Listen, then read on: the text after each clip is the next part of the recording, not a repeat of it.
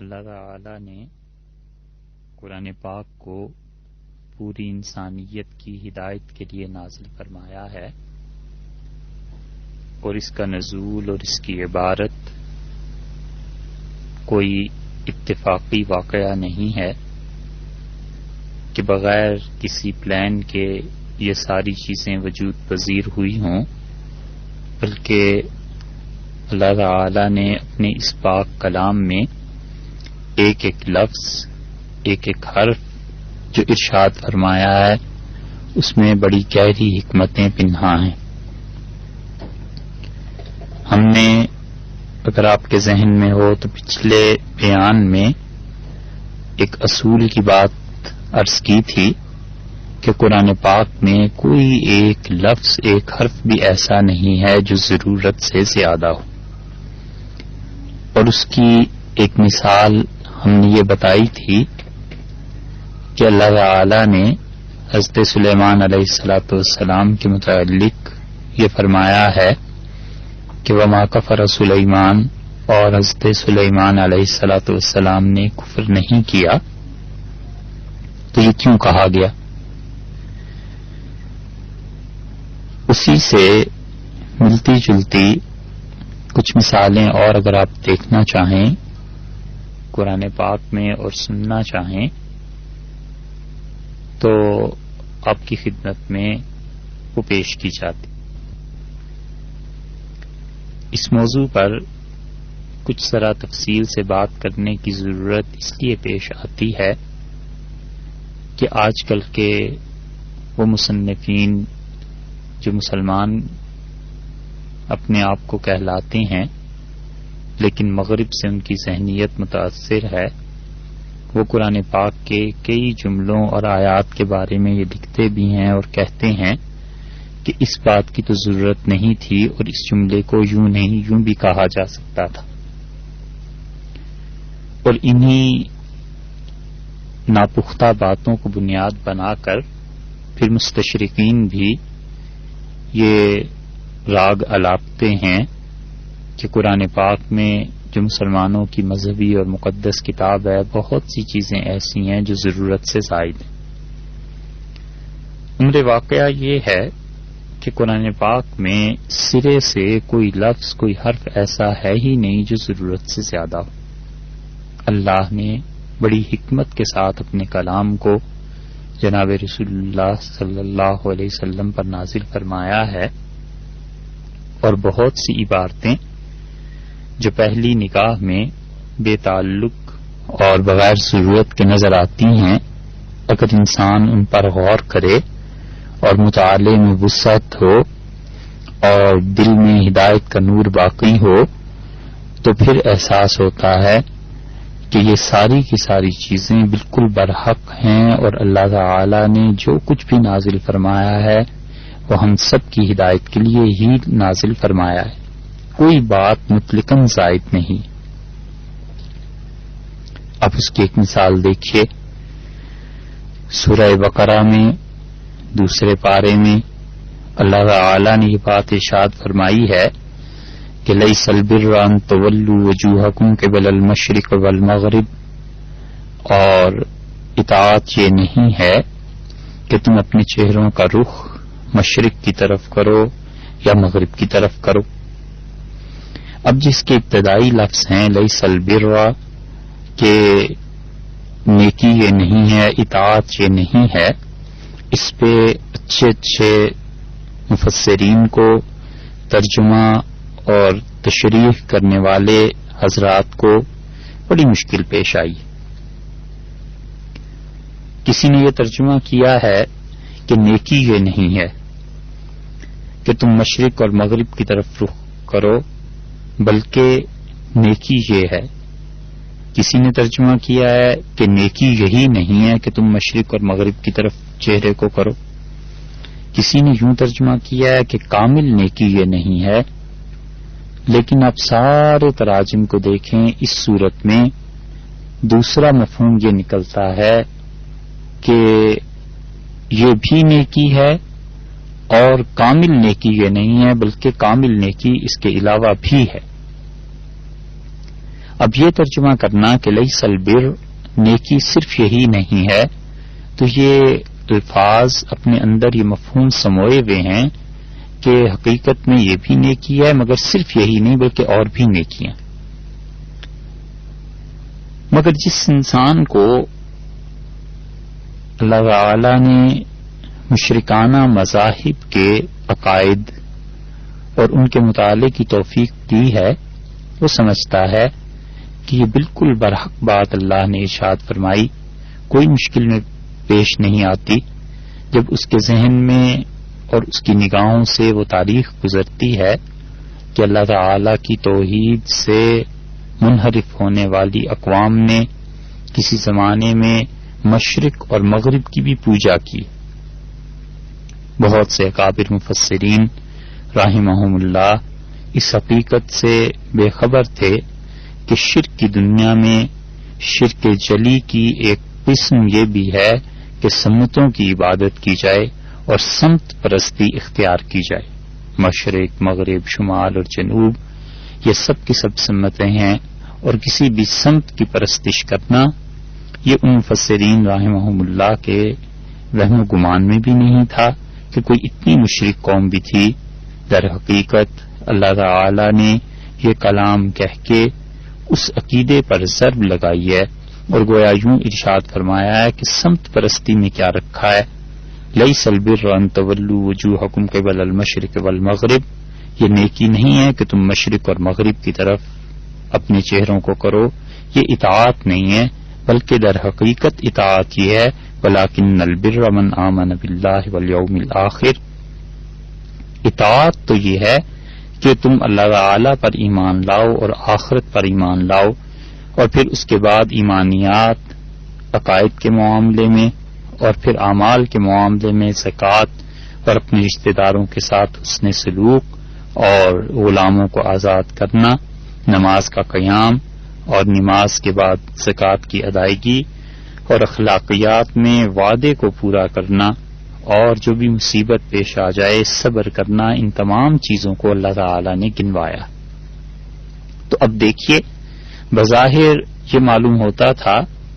کہ یہ لیس البر کے جو لفظ ہیں یہ زائد ہیں، لیکن حقیقت میں ایسے نہیں ہے، بلکہ اللہ تعالی نے یہ کہہ کر شرک کی دنیا میں ایک کاری ضرب لگائی کہ دیکھو جو تم مختلف سمتوں کی عبادت کرتے ہو اس عبادت کو چھوڑو اور جو حقیقی اطاعت ہے اللہ کی اس کی طرف آؤ. اس کی ایک اور مثال بھی آپ دیکھیے، سورہ قصص میں اللہ تعالی نے فرعون کا قصہ جہاں بیان کیا ہے،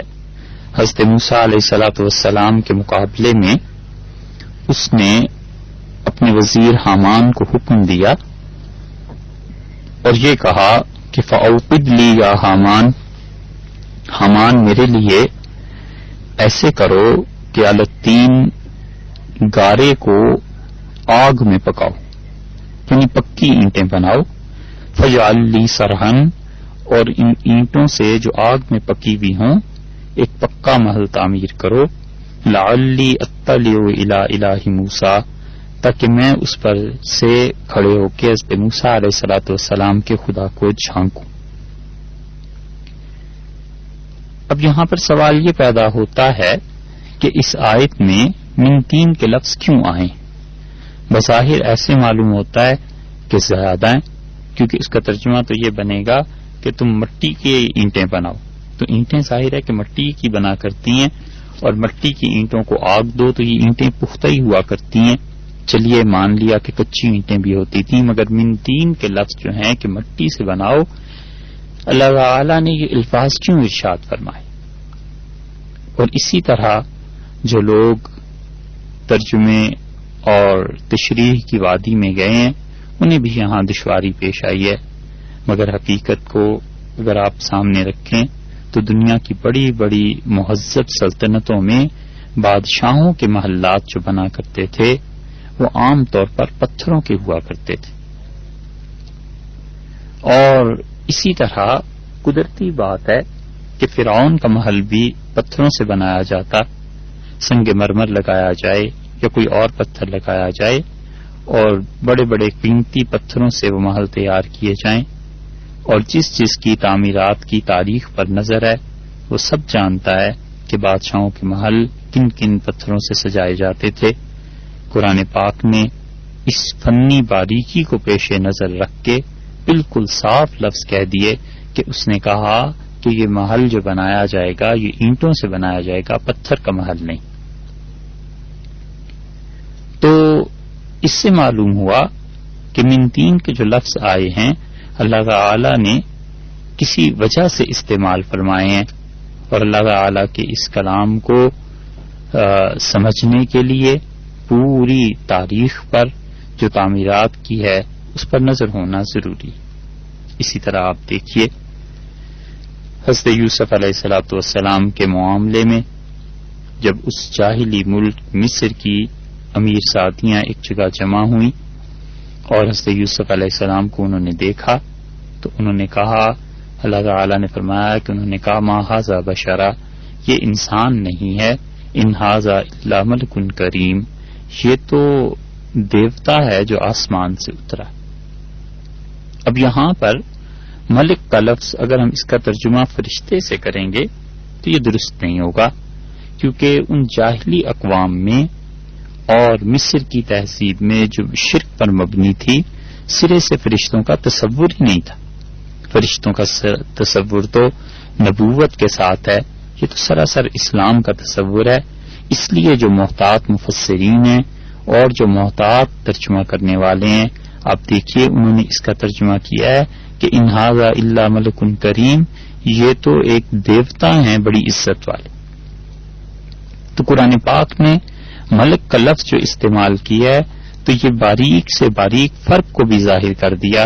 کہ گویا ایک دیوتا کا تصور ان کے ہاں تھا، فرشتے کا تصور ان لوگوں کے ہاں نہیں تھا۔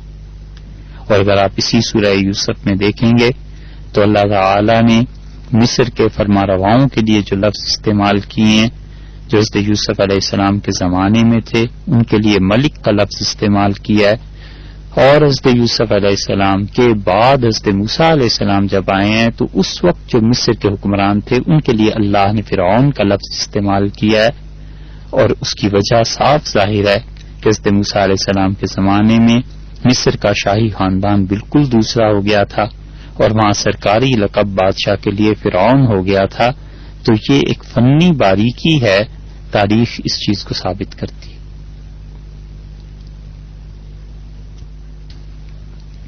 اب اتنا دقیق فرق کہ مصر کے حکمران کے لیے یوسف علیہ السلام کے معاملے میں قرآن پاک ملک کا لفظ لائے اور فرعون کا لفظ اس وقت لائے جب سیدنا موسیٰ علیہ الصلوۃ والسلام کا دور ہو، تو اتنا باریک فرق یہ اللہ ہی کا کلام ہے اور اللہ ہی کا علم ہے جو یہ سب کی سب چیزیں اس سے ثابت ہوتی ہیں۔ وگرنہ نبی کریم صلی اللہ علیہ وسلم جو کسی کے سامنے نہیں بیٹھے تھے پڑھنے کے لیے اور کہیں زانو تلمذ نے طے نہیں کیا تھا، وہ اتنے باریک فرق کو کیسے بیان کر سکتے تھے؟ نہ ان کے سامنے کوئی تاریخ تھی، نہ قدیم ادوار ان کے سامنے تھے، نہ ہی کوئی ایسا ذریعہ تھا جس سے وہ فرق پتہ چلا سکتے کہ حضرت موسیٰ علیہ السلام کے زمانے میں کیا معاملہ تھا اور بادشاہ کا لقب کیا تھا، اور سیدنا یوسف علیہ الصلوۃ والسلام کے معاملے میں بادشاہ کا لفظ کیا تھا۔ یہ خود اس کی دلیل ہے کہ قرآن اللہ ہی کی کتاب ہے اور اللہ تعالی نے یہ کچھ اتفاقی الفاظ نازل نہیں فرما دیے، بلکہ ان تمام الفاظ کے پیچھے بڑے بڑے تاریخی حقائق کار فرما۔ اس سلسلے میں آخری مثال ہم آپ سے عرض کریں،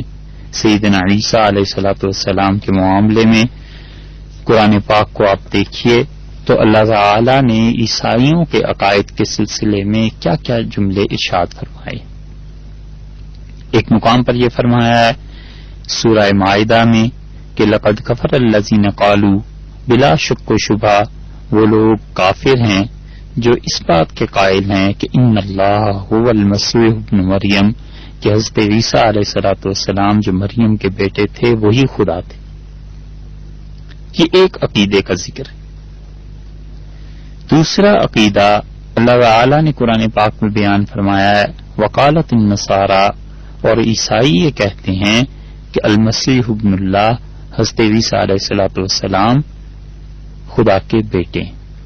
سورہ توبہ میں یہ ارشاد فرمایا گیا ہے. تو ایک عقیدہ سورہ مائدہ کے مطابق ان کا یہ تھا کہ اللہ تعالی عیسیٰ علیہ السلام ہی ہیں، دونوں میں کچھ فرق نہیں، علیہ باللہ. اور دوسرا عقیدہ یہ تھا کہ حضرت مسیح علیہ الصلوۃ والسلام خدا کے بیٹے ہیں. اور تیسرا عقیدہ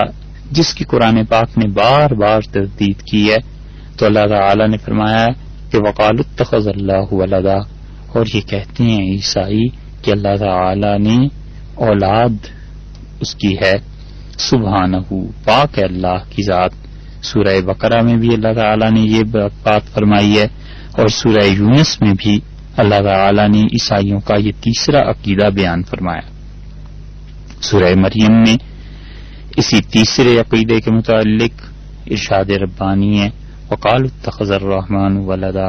اور کہتے ہیں کہ رحمان خدا تعالی نے اپنا ایک بیٹا بنا لیا ہے. لقد جئتم شیئا ادا، اور بلا شک و شبہ ایسا کہنے والو یہ تو تم بہت بری بات اپنی زبان پر لائے. سورہ مریم میں ہی ارشاد ہوتا ہے وما ينبغي للرحمن، اور خدائے رحمان کے یہ شایان شان ہی نہیں ہے کہ ان یتخذ ولدا، کہ وہ کسی کو اپنا بیٹا بنائے. سورہ اسراء کے آخر پہ اللہ تعالی نے فرمایا ہے وَقُلِ الْحَمْدُ لِلَّهِ الَّذِي، اور کہیے کہ تمام تعریفیں اس ذات مقدسہ اللہ کے لیے ہیں لم یتخذ ولدا، جس نے نہ تو کسی کو اپنا بیٹا بنایا ہے ولم یکن لہ شریک فی الملک، اور اس کی بادشاہی اور اس کی سلطنت میں کوئی اس کا شریک نہیں. سورہ کہف میں دیکھیے تو اس کے آغاز میں ارشاد فرمایا ہے کہ یہ قرآن پاک جو ہم نے نازل کیا ہے وَيُنذِرَ الَّذِينَ قَالُوا اتَّخَذَ اللَّهُ وَلَدًا، اور ان لوگوں کو بھی ڈرائیے اس قرآن پاک کی آیات سے جو کہتے ہیں کہ اللہ نے اپنا بیٹا بنا لیا ہے. تو یہ تین مختلف عقائد ہیں جو قرآن پاک میں عیسائیوں کے آئے. ایک جگہ یہ کہ خدا اور مسیح علیہ السلام میں کوئی فرق نہیں، اور دوسرا یہ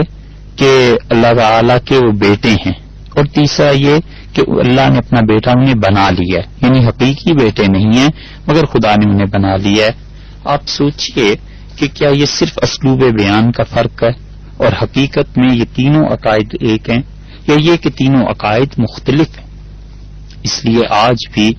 اگر کوئی عیسائی یہ کہتا ہے کہ ہمارا عقیدہ یہ نہیں ہے کہ اللہ تعالیٰ کے وہ بیٹے تھے، تو اس کا یہ مطلب نہیں ہے کہ قرآن پاک نے کچھ اس پہ الزام لگایا ہے، بلکہ یا تو وہ کسی اور فرقے سے تعلق رکھتا ہے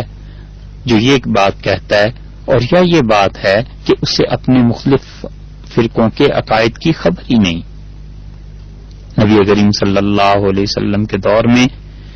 جتنے عیسائی تھے بالعموم وہ انہی تین فرقوں میں منقسم تھے. اس لیے اللہ تعالی نے تینوں کا بار بار رد ارشاد فرمایا ہے، اور تینوں میں بڑا بنیادی فرق ہے. ایک کہتا ہے کہ خدا نے بیٹا بنا لیا ہے، یعنی اس کے حقیقی بیٹے نہیں ہیں بلکہ اللہ تعالی نے اپنے اختیارات اور یہ سب چیزیں عیسیٰ علیہ السلام کو دے دی.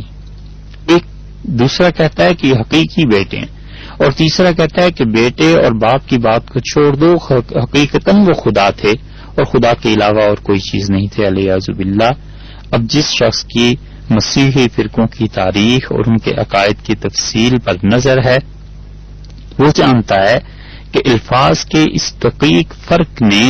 کتنی کاری ضرب لگائی ہے عیسائیت کے اس سارے عقائد پر جو شرک پر مبنی ہے. اور خاص طور پر جب یہ معلوم ہو گیا کہ عیسائیوں میں ایک مستقل فرقہ ایسا ہے جو اڈاپشنسٹ کہلاتا ہے اور حضرت مسیح علیہ الصلوۃ والسلام کی حقیقی ولدیت کا قائل نہیں. ان کا عقیدہ یہ نہیں ہے کہ حضرت عیسیٰ علیہ السلام حقیقتاً خدا کے بیٹے ہیں، بلکہ علیہ باللہ ان کا عقیدہ یہ ہے کہ خدا تعالی نے اپنے اختیارات ان کے سپرد کر دیے تھے. اب جناب رسول اللہ صلی اللہ علیہ وسلم کا یہ اعجاز دیکھیے، خدا کی کتاب خدا ہی کی کتاب اور اسی کا کلام ہونے کی دلیل آپ دیکھیے کہ حجاز مقدس میں آج سے 1500 برس پہلے وحی کی بنیاد پر اگر یہ پردہ نہیں اٹھایا تھا تو انہیں کیا معلوم تھا کہ اتنے مختلف عقائد مختلف لوگوں کے. اور اس دقیق فرق کو بڑے بڑے اچھے عیسائی نہیں سمجھے، اور خود عیسائیوں کو بھی پتا نہیں تھا کہ ہم میں اتنے فرقے ہیں، یہ اللہ ہی کا علم تھا جس نے اپنے علم کے مطابق قرآن پاک کو نازل کیا. یہ اڈاپشنسٹ جو تھے اتحادیوں کے نام سے مستقل ان کا فرقہ گزرا ہے، اور ان کا مرکزی عقیدہ جو تھا وہ تبنیت یا اڈاپٹیشن جسے آپ کہتے ہیں اس پر مشتمل تھا کہ وہ لوگ یہ کہتے تھے کہ اللہ تعالی نے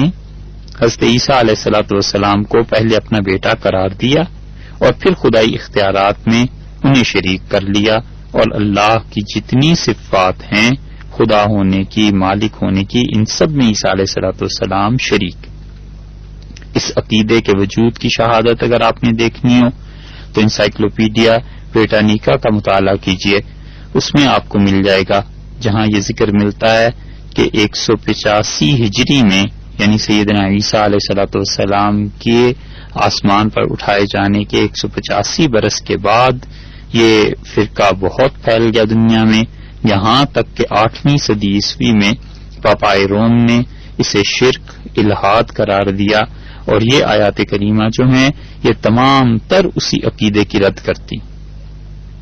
اسی طرح قرآن پاک کی باقی آیات اس عقیدے کو بھی رد کرتی ہیں جو خدا اور مسیح علیہ السلام کے درمیان کسی فرق کے قائل نہیں تھے. تو اس ساری بحث کو آپ کے سامنے پیش کرنے کا مقصد یہ ہے کہ آپ اندازہ کیجئے کہ اگر یہ خدا کا کلام نہیں ہے اور اگر علیہ باللہ خدا نے ایک ہی جملے کو مختلف انداز سے دہرایا ہے تو پھر یہ دقیق فرق کیسے ثابت ہو سکتے ہیں؟ جب نظر ان دقائق پر جاتی ہے، اس فرق پر جاتی ہے، تو نہ صرف یہ کہ انسان اس بات کی گواہی دیتا ہے، اس کا دل اندر سے کہتا ہے کہ یہ اللہ ہی کا کلام ہے، جس کے کلام میں اتنے نازک فرق کو بھی ملحوظ رکھا گیا ہے، بلکہ اس کے ساتھ ساتھ جناب رسول اللہ صلی اللہ علیہ وسلم کی حقانیت کے بارے میں بھی دل میں اطمینان اور یقین کی کیفیت پیدا ہوتی ہے کہ بلا شک و شبہ وہ اللہ کے پیغمبر تھے اور خدائی نے اپنا کلام ان پر نازل فرمایا تھا. دوسری بات جو آج کی نشست میں آپ کی خدمت میں پیش کرنا ہے وہ یہ ہے کہ قرآن پاک کی تفسیر کا معاملہ جن مشکلات میں گھرا ہوا ہے اس کے ساتھ ساتھ قرآن پاک کا ترجمہ کرنا بھی کوئی آسان بات نہیں. آپ محض سادے ترجمے کو لے لیں تو اردو اور عربی کے درمیان اتنا فرق ہے کہ قرآن پاک جو کچھ کہتا ہے اسے صحیح اردو میں ترجمانی کے لیے اردو زبان کا دامن تنگ ہے اور الفاظ نہیں ملتے. عربی میں زور اور تاکید کے لیے کبھی کبھی اللہ تعالی ایک ہی لفظ کو 2-3 بار لے آتے ہیں تاکہ کلام میں زور پیدا کیا جائے. مثلا آپ دیکھیے حضرت عیسیٰ علیہ السلام کا جملہ قرآن پاک میں نقل کیا گیا کہ انکا انت العزیز الحکیم، انکا بلا شک و شبہ آپ، انتا اے اللہ آپ العزیز غالب ہیں، الحکیم حکمت والے ہیں. تو اب اردو میں انکا انتا کا کیا ترجمہ کیا جائے؟ آپ اور صرف آپ اور آپ ہی. تو اس طرح کی چیزیں بہت جگہ مل جائیں گی. قرآن پاک میں دوسری جگہ آیا ہے کہ اللہ تعالی نے حضرت موسیٰ علیہ الصلوۃ والسلام سے پہلی وحی اور پہلے تخاطب میں یہ ارشاد فرمایا کہ اننی ان اللہ، بلا شک و شبہ میں اور میں ہی اللہ. تو اب اردو میں جب ہم ضمیر کے تکرار سے کام لیں اور بار بار ضمیر استعمال کریں گے تو پھر اردو عبارت تو غارت ہو ہی جائے گی، بلکہ اس کے ساتھ ساتھ کلام کا جو روب ہے اس پہ بھی فرق پڑ جاتا ہے. سورہ یاسین میں اللہ تعالی نے ارشاد فرمایا کہ انا نحن نحیی الموتى، ہم بلا شک و شبہ ہم ہی مردوں کو زندہ کرتے ہیں. یہ 3 مرتبہ اپنے متعلق جو فرمایا ہے، تو اب ہم کو اگر اردو زبان میں 3 مرتبہ آپ فکرے میں لائیں گے تو زبان کا حسن بھی باقی نہیں رہتا اور سمجھنے میں بھی دقت پیش آتی ہے. تو محض سادہ ترجمے کا بھی یہ حال. اس لیے بہت سوچ سمجھ کر ترجمے میں کوئی دوسرا لفظ لانا پڑتا ہے، اس میں شدت پیدا کرنے کے لیے بہت بڑا، خوب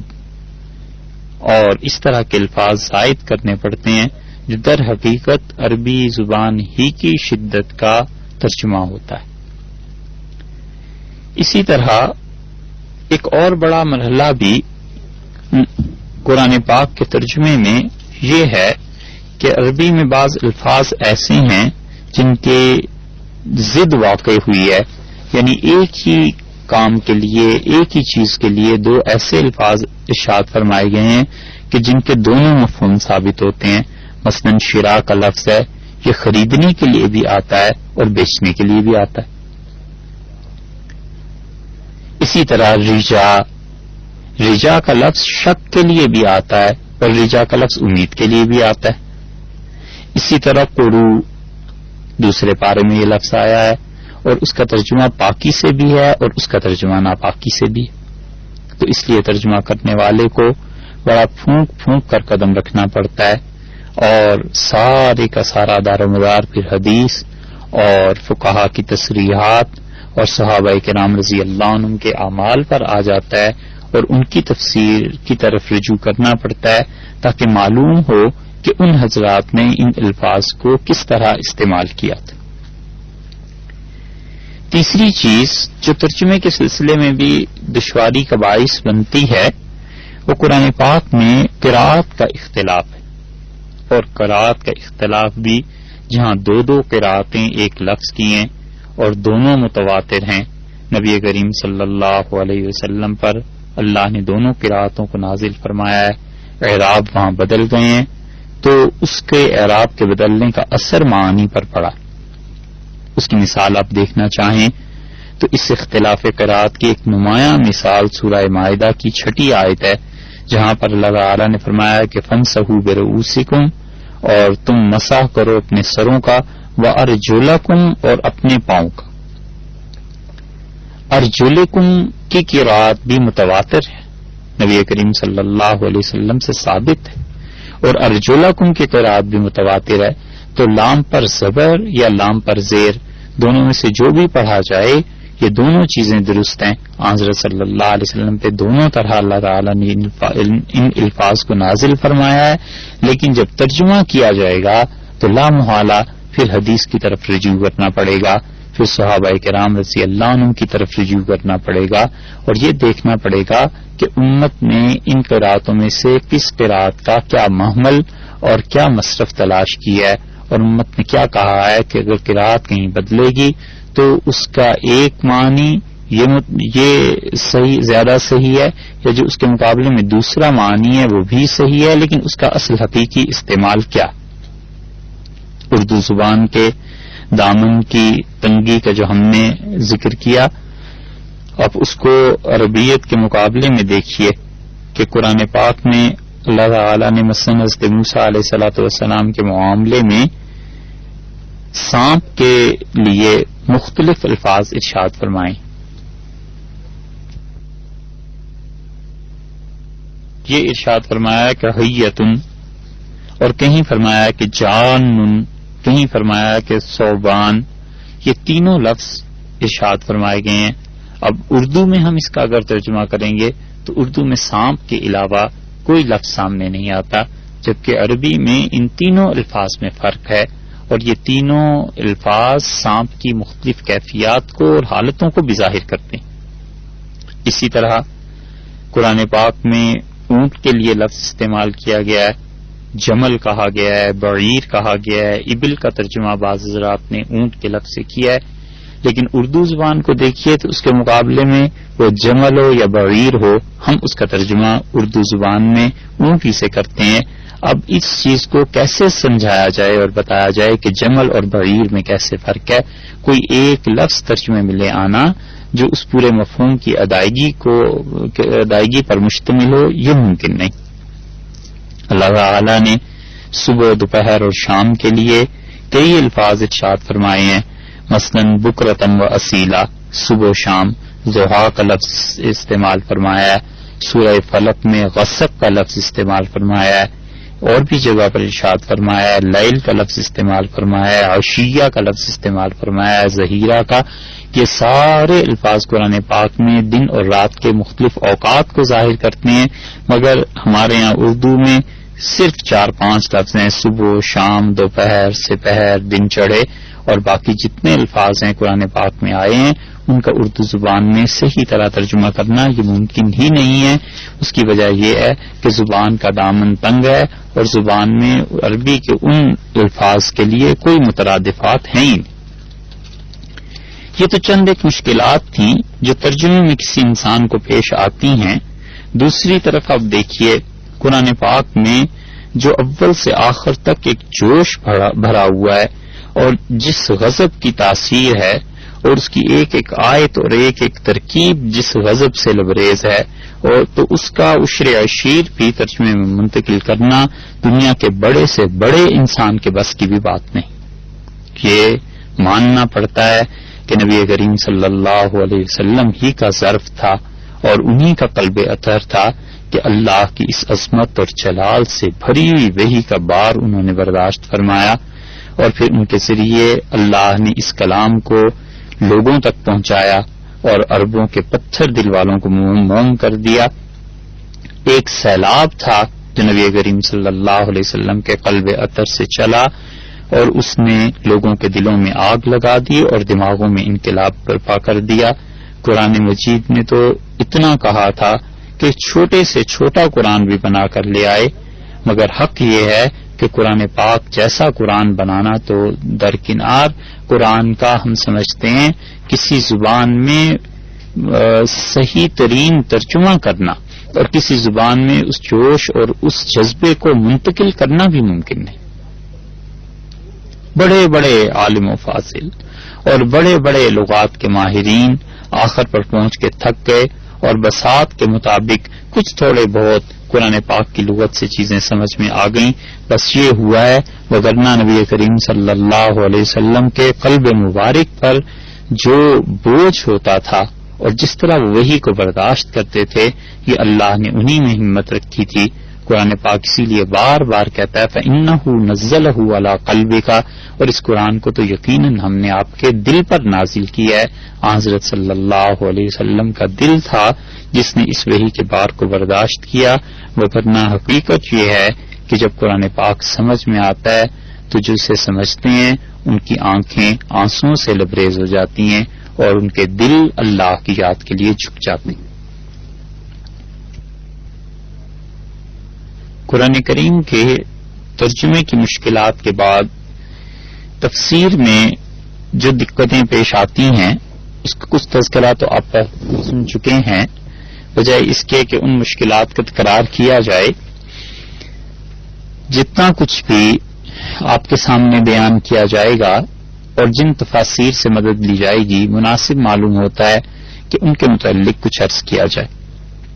لغت میں قرآن پاک کو سمجھنے کے لیے عربی میں ماشاءاللہ اچھا خاصا ذخیرہ موجود ہے، اور جہاں تک استفادہ ممکن ہے اس میں سے لغت کی کتابوں میں الجمہرۃ فی اللغہ، یہ 4 ضخیم جلدوں کی کتاب ہے، اور ابن درید نے اسے لکھا تھا۔ ان کا انتقال 326 ہجری میں ہوا۔ بعض حضرات کا خیال یہ ہے کہ ان کا انتقال 331 ہجری میں ہوا، مگر حقیقت یہ ہے کہ عربی زبان میں اس دور کی یہ سب سے اچھی لغت تھی، اور آج بھی الجمہرہ عربی لغت کی بنیادی کتابوں میں شمار کی جاتی ہے۔ دوسری لغت جس کی طرف قرآن پاک کا ترجمہ اور تفسیر کرتے ہوئے رجوع کرنا چاہیے، اور وہ حضرات جو اس میدان میں کام کرنے کا ارادہ رکھتے ہوں ان کے لیے کسی طرح ممکن نہیں ہے کہ اپنے آپ کو اس لغت سے ہٹا سکیں، وہ ہے الصحہ۔ علامہ اسماعیل بن حماد الجوہری رحمۃ اللہ علیہ کی ہے،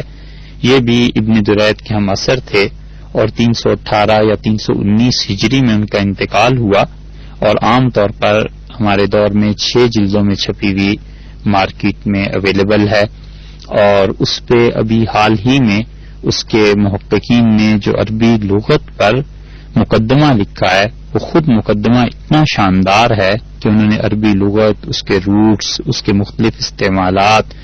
اور ان پر اتنی گراں قدر بحث کی ہے کہ کہ وہ اس قابل ہے کہ اسے الگ کتابی صورت میں شائع کیا جائے۔ الصحاح بنیادی لغات میں سے ایک لغت۔ تیسری لغت جو در حقیقت ہر تفسیر اور ترجمہ کرنے والے کی بنیادی ضرورت ہے وہ لسان العرب ہے، اور حتیٰ کہ یہ کہا جا سکتا ہے کہ کسی کے پاس کوئی لغت بھی موجود نہ ہو، صرف 2 کتابیں پوری لغت کے لیے خرید لی جائیں تو بلا خوف تردید وہ شخص ان 2 لغات سے پورے قرآن پاک کا ترجمہ اور تفسیر سمجھ سکتا ہے۔ جہاں جہاں لغت کے مشکل مقامات پیش آتے ہیں یہ دونوں لغات اس کی رہنمائی کرتی ہیں۔ ان میں سے پہلی جو نمبر کے اعتبار سے تیسری آ رہی ہے وہ ہے لسان العرب۔ لسان العرب عام طور پر 20 جلدوں میں آج کل مارکیٹ میں اویلیبل ہے۔ محمد بن مکرم بن منظور الافریقی نے اسے لکھا تھا۔ 711 ہجری میں ان کا انتقال ہوا، اور در حقیقت انہوں نے اپنے زمانے تک کی جتنی لغات تھیں سب کا نچوڑ اس میں پیش کر دیا۔ اور دوسری بنیادی لغت جو نمبر کے اعتبار سے ہم آپ سے ذکر کر رہے ہیں 5ویں نمبر پہ ہے وہ ہے تاج العروس۔ اور تاج العروس اصل میں قاموس جو عربی کی لغت تھی اس کی شرح۔ قاموس جو تھی وہ محمد بن یعقوب فیروز آبادی نے لکھی تھی، اور وہ بھی مل جاتی ہے، وہ 2 ضخیم جلدوں میں ہے۔ 810 ہجری میں محمد بن یعقوب فیروز آبادی رحمۃ اللہ علیہ کا انتقال ہوا تھا، اور پھر سید مرتضی زبیدی بہت ہی بڑی علمی شخصیت تھے، انہوں نے اس کتاب کو لکھا، اور یہاں تک کہ مسلمان حکمرانوں نے اس کتاب کو سونے میں تولا اور اس کے مصنف کو بھی سونے میں تولا، اور وہ سونا انہوں نے خیرات کیا کہ اتنی عظیم چیز عالم اسلام میں لکھی گئی اور ایک مسلمان نے اتنا عظیم کارنامہ انجام دیا۔ تاج العروس اس کا انہوں نے نام رکھا۔ سید مرتضی زبیدی نے 1205 ہجری میں ان کا انتقال ہوا۔ تمام لغات چھوڑ دی جائیں تو لسان العرب اور تاج العروس 2 ایسی بنیادی چیزیں ہیں کہ لسان العرب نے اور علامہ افریقی رحمۃ اللہ علیہ نے اپنے سے پہلی تمام لغات کا نچوڑ دے دیا، اور تاج العروس میں سید مرتضی رحمۃ اللہ علیہ نے اپنے زمانے تک ہونے والے سارے لغت کے کاموں کا نچوڑ ایک اعتبار سے پیش کر دیا۔ ایک اور لغت کی کتاب ابو البقا کی کلیات ہیں جو عام طور سے مل جاتی ہیں۔ شریف ابو البقا حسن کندی تھے، 1095 ہجری میں ان کا انتقال ہوا۔ انہوں نے بھی اس لغت کو بہت عرقریزی سے لکھا، لیکن اس میں صرف ایک مسئلہ ہے، اور وہ یہ ہے کہ اس سے استفادہ تھوڑا سا مشکل اس میں پیش آتی ہے، کیونکہ اسے بعینی ہی چھاپ دیا گیا ہے، اور جب تک زبان سے مکمل طور پہ واقفیت نہ ہو اس وقت تک اس لغت سے استفادہ معمولی سا مشکل ہے۔ یہ تو وہ لغات ہیں جو عمومی ہیں۔ خود قرآن پاک کے لیے جو لغات لکھی گئی ہیں ان میں علامہ راغب اصفہانی رحمۃ اللہ علیہ کی لغت المفردات فی غریب القرآن یہ ایسی چیز ہے کہ ہر آدمی اس کا محتاج ہے جو بھی قرآن پاک کا ترجمہ اور تشریح اور تفسیر کرنا چاہے۔ 502 ہجری میں ان کا انتقال ہوا۔ شافعی مسلک سے تعلق تھا ان کا، مگر حقیقت یہ ہے کہ انہوں نے قرآن پاک کے ایک ایک لفظ کی ایک ایک چیز کی تشریح کی ہے، اور انہوں نے یہ بتایا ہے کہ کس طرح قرآن پاک میں کون سا لفظ کہاں پر کن معانی میں استعمال ہوا ہے، اور اس کو مکمل طور پر پڑھنے کے بعد اور اس کی تحقیق کے بعد اندازہ ہوا کہ بنیادی طور پہ انہوں نے 1700 کے قریب الفاظ لکھے ہیں، اور اگر کسی انسان کو ان 1700 الفاظ پر عبور حاصل ہو جائے تو قرآن پاک کا ترجمہ سمجھنا اس کے لیے بہت آسان ہو جاتا ہے۔ النہایہ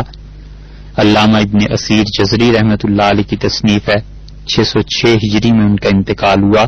اور النہایہ در حقیقت انہوں نے لکھی تو حدیث پر ہے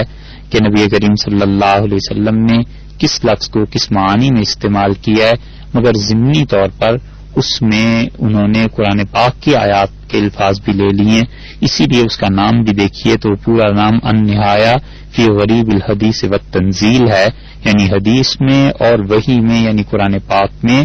جو جو الفاظ استعمال کیے گئے ہیں ان کا اصل معاملہ اور اصل ان کا روٹ اور اصل ان کا مقصد اور اصل ان کا ترجمہ کیا ہے، یہ بھی ان کتابوں میں جو بنیادی طور پر قرآن اور حدیث کی لغت سے تعلق رکھتی ہیں۔ قرآن پاک کی ان لغات کی مشکلات کو سمجھنے کے لیے علامہ راغب رحمۃ اللہ علیہ کے بعد دوسرے بڑے آدمی جنہوں نے قرآن پاک کی ان مشکل الفاظ کی تشریح اور قرآن پاک کی مشکلات کو حل کیا ہے، جو مشکلات انہیں پیش آتی رہیں یا مختلف مفسرین اس کی طرف اشارہ کرتے رہے، وہ علامہ سید انور شاہ صاحب کشمیری رحمۃ اللہ علیہ تھے۔ مشکلات القرآن کے نام سے انہوں نے ایک کتاب لکھی ہے جو مارکیٹ میں عام طور پہ مل جاتی ہے۔ اس کتاب میں بھی بنیادی طور پر قرآن پاک کی تفسیر، ترجمے اور ان چیزوں سے بحث کی گئی۔ اسی طرح عمومی لغت اور پھر اس کے بعد خاص قرآن کریم کے موضوع پہ لغت کو چھوڑ کر ایک اور چیز بھی ہے، اور وہ اعراب القرآن ہے کہ قرآن پاک کے اعراب کیا کیا ہیں اور کس حرکت کے بدلنے سے اس کے معانی اور ترجمے میں کیا فرق پڑ جاتا ہے۔ اس میں مغنی اللبیب ہے، بہت عمدہ کتاب ہے۔ ابو محمد عبداللہ یوسف بن ہشام الانصاری تھے، 761 ہجری میں ان کا انتقال ہوا، اور پہلے وہ 2 جلدوں میں مصر سے چھپتی تھی، آج کل 4 جلدوں میں عام طور پر چھپی بھی مل جاتی ہے، اور اس میں قرآن پاک کے اعراب پر بحث کی گئی۔ اسی طرح ابو البقاء اکبری ہیں، ان کا انتقال 616 ہجری میں ہوا، اور انہوں نے بھی اعراب القرآن کے نام سے مستقل کتاب لکھی ہے، اور وہ بھی دیکھنے کے قابل۔ قرآن پاک پر جتنی جامع کتابیں لکھی گئی ہیں، اگر تمام کتابوں کو چھوڑ دیا جائے، صرف 2 کو بھی لے لیا جائے، تو وہ کسی انسان کو ترجمہ، تشریح اور تفسیر سمجھنے میں اور قرآن پاک کو سمجھنے کے لیے بنیادی کتابوں میں ہیں اور مدد دیتی ہیں۔ ان میں ایک تو علامہ جلال الدین سیوطی رحمۃ اللہ علیہ کی کتاب الاتقان ہے۔ الاتقان جو علامہ جلال الدین سیوطی رحمۃ اللہ علیہ نے لکھی ہے، اس میں انہوں نے مختلف مباحث کو جمع کر دیا۔ 911 ہجری میں ان کا انتقال ہوا، اور علامہ جلال الدین سیوطی رحمۃ اللہ علیہ نے در حقیقت اتنا کام کیا ہے کہ اگر آپ یہ کہیں کہ قرآن پاک پہ ایک چھوٹا سا انسائکلوپیڈیا مرتب کر دیا ہے تو اس میں کوئی مبالغہ نہیں ہے، اس کا اردو زبان میں بھی ترجمہ ہو گیا۔ دوسری کتاب البرہان فی علوم القرآن ہے، بدر الدین زرکشی رحمۃ اللہ علیہ کی ہے، 793 ہجری میں ان کا انتقال ہوا، اور البرہان اب بھی عام طور پر 4 جلدوں میں چھپی ہوئی مل جاتی ہے، اور یہ بھی ایک طرح کا چھوٹا سا انسائکلوپیڈیا ہے، اور قرآن پاک کی مختلف صورتوں اور مختلف حالتوں اور مختلف چیزوں پر یہ بحث کرتا ہے۔ جن لوگوں نے بھی قرآن پاک پر کام کیا ہے یا کرنا چاہیں، وہ جانتے ہیں کہ یہ 2 کتابیں کس قدر اہمیت کی حامل۔ اس کے بعد اب تفاسیر کو دیکھیے تو عربی کی جو تفاسیر ہیں ان میں حضرت عبداللہ ابن عباس رضی اللہ عنہما کی تفسیر ہے، 68 ہجری میں طائف میں حضرت عبداللہ ابن عباس رضی اللہ عنہما کا انتقال ہوا، اور جناب رسول اللہ صلی اللہ علیہ وسلم نے خاص طور پر ان کے لیے دعا فرمائی تھی کہ اللہم علمہ التاویل، اللہ اسے قرآن کی تفسیر سکھا دیجئے، اور اللہ وفقہہ فی الدین، اور اپنے دین کی گہری سمجھ سے عنایت فرما۔ تو حضرت عبداللہ ابن عباس رضی اللہ عنہ کو اللہ تعالیٰ نے تفسیر میں بھی، فقہ میں بھی، نبی کریم صلی اللہ علیہ وسلم سے حدیث روایت کرنے میں بھی بڑا مقام عنایت فرمایا تھا۔ وہ اپنے دور میں صغار یعنی چھوٹے صحابہ کرام رضی اللہ عنہ میں شمار کیے جاتے تھے، جب بڑے صحابہ کرام رضی اللہ عنہ زندہ تھے، مگر جب ان کا اپنا دور آیا تو در حقیقت وہ اپنے معاصرین میں سارے صحابہ کرام رضی اللہ عنہ میں بہت بلند پایا علمی شخصیت اور سب پر فائق تھے۔ حضرت عبداللہ ابن عباس رضی اللہ عنہ نے یہ تفسیر خود نہیں لکھی، بلکہ در حقیقت یہ ان کی روایات کا مجموعہ ہے جو ان سے ان کے مختلف شاگردوں نے کی ہیں، اور پھر اسے ایک جگہ جمع کر دیا گیا ہے۔ کسی مقام پر اس تفسیر پر بحث آئے گی کہ اس کے کتنے نسخے ہیں اور کس نسخے پر کیا کیا امت کے اکابر اور مشاہیر علماء رحمہم اللہ نے آراء دی ہیں، پھر اس بات کی تشریح کی جائے گی۔ دوسری تفسیر جو عربی تفاسیر میں بنیادی حیثیت رکھتی ہے وہ جامع البیان ہے، اور یہ امام طبری رحمۃ اللہ علیہ کی ہے، 310 ہجری میں ان کا انتقال ہوا، اور یہ وہ تفسیر ہے جس کے لیے کہا گیا ہے کہ اگر کوئی شخص چین تک کا سفر کرے اور اس تفسیر کو حاصل کر لے تو اس نے کچھ زیادہ کام نہیں کیا۔ امام طبری رحمۃ اللہ علیہ بہت بڑے ائمہ میں سے تھے، اپنے دور کے مجتہد تھے،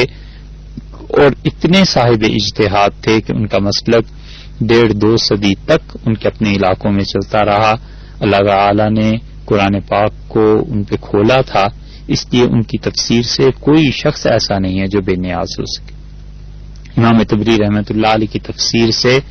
کوئی مفسر ایسا نہیں ہے جس نے استفادہ نہ کیا ہو۔ ان کے بعد جتنے بھی لوگ آئے ہیں وہ استفادہ کرتے چلے گئے ہیں۔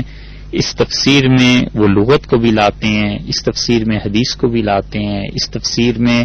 وہ صحابہ کرام رضی اللہ عنہ کے اقوال کو بھی لاتے ہیں، اس تفسیر میں وہ اپنی رائے کا بھی ذکر کرتے ہیں، اور ان تمام چیزوں نے مل کے اسے بہت جامع بنا دیا ہے۔ اور بہت بڑی بات یہ ہے کہ وہ جتنی تفسیر ہے اس میں راویوں کا بھی ذکر کرتے ہیں کہ یہ حدیث یا قرآن پاک کی اس آیت کی تشریح کس نے کی ہے، اس سے کون کون سے واسطے آگے تھے، تو انہیں دیکھ کر کسی بھی صاحب علم کے لیے یہ فیصلہ کرنا بڑا آسان ہو جاتا ہے کہ ان راویوں میں کون صداقت یا کس معیار پر قائم تھا، اور قرآن پاک کی تفسیر کی یہ روایت کیا حیثیت رکھتی۔ اس کے بعد تیسری تفسیر کشاف ہے، اور کشاف پہ جار اللہ محمود بن عمر زمخشری نے کام کیا ہے۔ انہوں نے یہ تفسیر لکھی ہے، 538 ہجری میں ان کا انتقال ہوا، اور کشاف ایسی تفسیر ہے کہ انہوں نے ادب، نحو، صرف، لغت، ان چیزوں پر بحث کی ہے، اور کوئی شخص ایسا نہیں ہے جس نے عربیت میں قرآن پاک کا اعجاز بیان کرنا ہو، لوہا منوانا ہو، اور وہ کشاف سے بے نیاز ہو سکے۔ صاحب کشاف علامہ جار اللہ محمود بن عمر زمخشری بنیادی طور پر معتزلی تھے، فرقہ معتزلہ سے ان کا تعلق تھا، لیکن ان کی تفسیر برابر مفسرین میں قابل قبول رہی ہے۔ اس تفسیر پہ امیر المومنین حدیث میں حافظ ابن حجر رحمۃ اللہ علیہ نے حاشیہ بھی لکھا ہے۔ اگر کسی انسان کو اس سے فائدہ اٹھانا ہو تو چاہیے کہ حافظ ابن حجر رحمۃ اللہ علیہ نے جو جہاں جہاں اعتزال کی چیزیں پائی جاتی ہیں ان چیزوں کو پیش نظر رکھے اور اس سے وہ فائدہ اٹھا سکتا ہے۔ چوتھی تفسیر جو بہت مشہور تفسیر ہے وہ امام راضی رحمۃ اللہ علیہ کی ہے، مختلف جگہ سے چھپی ہے اور عام مل جاتی ہے۔ امام راضی رحمۃ اللہ علیہ کا انتقال 606 ہجری میں ہوا۔ مفاتیح الغیب انہوں نے اس کا نام رکھا تھا، لیکن عام طور پر تفسیر کبیر کے نام سے گنی جاتی۔ رحمۃ اللہ علیہ نے یہ تفسیر غالباً 595 ہجری میں لکھنی شروع کی ہے، کیونکہ ان کی عادت یہ ہے کہ جب کسی سورت کی تفسیر مکمل ہو جاتی ہے تو وہ اس کے آخر پہ تاریخ اور جگہ درج کر دیتے ہیں کہ یہ تفسیر انہوں نے کہاں لکھی اور کیا تاریخ تھی۔ اسی لیے سورہ آل عمران کی تفسیر جہاں ختم ہوئی ہے اس کے آخر پر انہوں نے لکھا ہے کہ اس سورت کی تفسیر ربیع الثانی 595 ہجری میں نے مکمل کی ہے، جمعرات کا دن تھا۔ امام راضی رحمۃ اللہ علیہ در حقیقت اس تفسیر کو پورا نہیں کر سکے، اور کشف الظنون میں اسی لیے لکھا ہے کہ شیخ نجم الدین احمد بن قمونی جن کا انتقال 777 ہجری میں ہوا، انہوں نے اس تفسیر کو مکمل کیا۔ اور اسی طرح یہ روایت بھی ملتی ہے کہ قاضی شہاب الدین بن خلیل جو دمشق کے رہنے والے تھے رحمۃ اللہ علیہ، 639 ہجری میں ان کا انتقال ہوا، انہوں نے اس تفسیر کو مکمل کیا اور اس کا نام واضح رکھا۔ اب یہ جو پتہ نہیں چلتا کہ امام راضی رحمۃ اللہ علیہ کی اس تفسیر کو کہاں سے شروع کیا گیا ہے مکمل کرنے کے لیے، اس کی وجہ یہ ہے کہ جن لوگوں نے بھی اس کی تکمیل کی ہے انہوں نے اتنا قلم سے قلم ملا کر لکھا ہے، اور اس انداز کا جو امام راضی رحمۃ اللہ علیہ کا مخصوص انداز تھا اتنا اسے اپنایا اور اس کی پیروی کی ہے کہ تفسیر کبیر کے تکملہ نگاروں کا کچھ پتہ نہیں، وہ خود اس میں گم ہو گئے۔ شہاب الدین خفاجی رحمۃ اللہ علیہ نے قاضی ایاز رحمۃ اللہ علیہ کی کتاب شفا کی تشریح لکھی ہے، اور انہوں نے اس میں لکھا ہے کہ سورہ انبیاء تک کی تفسیر تو امام راضی رحمۃ اللہ علیہ نے لکھی ہے، اور اس کے بعد کی تفسیر انہوں نے نہیں لکھی، مگر یہ بات درست نہیں ہے، کیونکہ سورہ فتح کے آخر پہ بھی امام رازی رحمۃ اللہ علیہ نے لکھا ہے کہ یہ تفسیر میں نے 603 ہجری میں مکمل کی ہے، لکھی ہے، تو سورہ فتح تک امام رازی رحمۃ اللہ علیہ کی تحریر سے ثابت ہے، پھر 606 ہجری میں انتقال ہو گیا، گویا سورہ فتح کی تفسیر کے بعد مزید 3 سال وہ زندہ رہے۔ اس لیے یہ کہا جا سکتا ہے کہ سورہ فتح تک تو تفسیر یقیناً انہوں نے لکھی ہے، اس کے بعد ان کی تفسیر کسی اور نے مکمل کی ہے، لیکن اس تکمیل میں جس نے بھی کی ہے رحمہ اللہ، کمال یہ کیا ہے کہ امام رازی رحمۃ اللہ علیہ کے قلم سے قلم ملا کر لکھا ہے۔ تصنیف کا زمانہ جس پریشانی اور بے سر و سامانی میں گزرا ہے، اس کا اندازہ اس سے ہو سکتا ہے کہ اس تفسیر کبیر کے مختلف حصے مختلف ممالک میں لکھے گئے۔ مثلاً 14ویں پارے میں سورہ ابراہیم کی تفسیر کے آخر پر امام رازی رحمۃ اللہ علیہ لکھتے ہیں کہ 601 ہجری کا دور ہے اور بغداد کے صحرا میں میں نے اپنی تفسیر اس سورت کی مکمل کی۔ سورہ بنی اسرائیل کی تفسیر بھی انہوں نے 601 ہجری میں مکمل کی، اور اس کے آخر پر لکھتے ہیں کہ میں اس وقت غزنی میں ہوں، جو افغانستان کا ایسا شہر ہے جہاں سے ہزاروں لاکھوں اہل اللہ اور علماء پیدا ہوئے۔ پھر اسی طرح 601 ہجری میں ان کے بیٹے محمد رحمت اللہ علیہ کا انتقال ہوا، اور انہوں نے سورہ یونس کی تفسیر لکھنے کے بعد اس واقعے کو لکھا ہے، اور لکھا ہے کہ میں نے اس سورت کی تفسیر ہفتے کے دن رجب 601 ہجری میں ختم کی، اور میں اپنے پیارے بیٹے محمد کی وفات کی وجہ سے سخت غمگین اور تنگ دل۔ جوان اور صالح بیٹے کے مرنے کا اتنا غم ہے امام رازی رحمت اللہ علیہ کو کہ تفسیر کبیر میں سورہ یوسف کے بعد انہوں نے اپنے بیٹے کی جدائی پر پورا ایک مرثیہ بھی لکھا ہے، اور بڑا پردرد مرثیہ ہے، چونکہ ہمارے موضوع سے متعلق نہیں اس لیے اسے چھوڑتے ہیں۔ اسی طرح امام رازی رحمت اللہ علیہ کی دوسری بات یہ بھی تھی کہ وہ بہت تیز، بہت اچھا لکھتے تھے،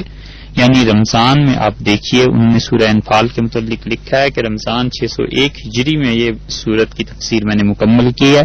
اس کے بعد سورہ توبہ کی تفسیر انہوں نے شروع کی، اور پھر لکھا ہے کہ میں نے 14 رمضان کو یہ بھی مکمل کی ہے، یعنی زیادہ سے زیادہ 2 ہفتوں میں پوری سورہ توبہ کی تفسیر انہوں نے لکھی۔ رہ گئی یہ بات کہ ان کی تفسیر کے متعلق کیا علماء کی آراء ہیں، تو امام اور شیخ الاسلام ابن تیمیہ رحمۃ اللہ نے تو صاف کہا کہ فیہ کل شیء الا التفسیر، تفسیر کبیر میں ہر چیز مل جائے گی سوائے قرآن پاک کی تفسیر کے۔ سراج الدین مغربی رحمۃ اللہ علیہ نے ایک کتاب 2 جلدوں میں لکھی جس میں تفسیر کبیر کی غلطیاں انہوں نے بتائی ہیں، مگر وہ کتاب نظر سے نہیں گزری۔ امام رازی رحمۃ اللہ علیہ کی اس تفسیر کے متعلق ایک بات تو یہ عرض کرنا ہے کہ اس میں بہت بڑا خلا اس چیز کا پایا جاتا ہے کہ وہ حدیث کے معاملے میں قطعاً پرواہ نہیں کرتے، اور بہت ہی ضعیف اور غیر معتبر روایات وہ نقل کر دیتے ہیں، اور ان روایات کا کتب حدیث میں کوئی سرا نہیں، پتہ ہی نہیں چلتا۔ تو جتنی احادیث وہ نقل کرتے ہیں یہ ضروری نہیں ہے کہ وہ صحیح ہوں، بلکہ ان کے زمانے میں جو لوگوں میں مشہور چیزیں تھیں وہ بھی انہوں نے بغیر تحقیق کے نقل کر دی ہیں۔ اور دوسری چیز جو کھٹکتی ہے وہ امام رازی رحمۃ اللہ علیہ کی عربیت ہے کہ جس نے بھی تفسیر کبیر کا مطالعہ کیا ہے وہ یہ کہنے پہ مجبور ہو جاتا ہے کہ امام رازی رحمۃ اللہ علیہ کی عربیت غلط ہے، اس میں ایسا تنتنا اور وہ روب اور وہ دبدبہ جو عربی زبان میں ہے، امام رازی رحمۃ اللہ علیہ نے عربیت کو صحیح نہیں لکھا، اور یہ دونوں چیزیں ایسی ہیں جنہوں نے تفسیر کبیر کی قدر گھٹا دی ہے، اور جس نے بھی تفسیر کبیر کا مطالعہ کیا ہے اس کو اس وقت سخت وحشت ہوتی ہے جب وہ ایسے بے سر و پا اقوال پڑھتا ہے جن کا باقی کتابوں میں کوئی تذکرہ نہیں ملتا۔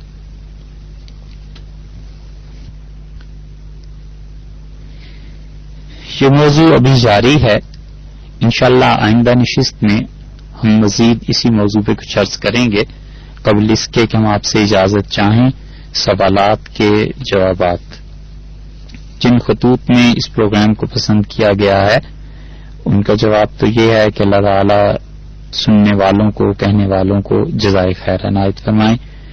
جو مسائل پوچھے گئے ہیں ان میں سے کچھ مسائل تو ایسے ہیں جن کے ساتھ جوابی لفافے کا ہونا ضروری ہے، ریڈیو پر ایسے مسائل کا جواب دینا مناسب نہیں۔ ایک سوال یہ بھی پوچھا گیا ہے کہ عقیقے کے بارے میں بتائیں کہ خود بھی گوشت کھا سکتے ہیں یا نہیں. تو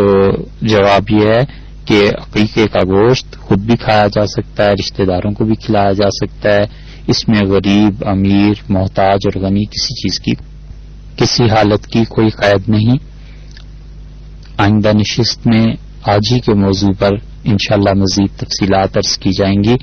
پروگرام کی پسندیدگی کا شکریہ. السلام علیکم ورحمۃ اللہ وبرکاتہ.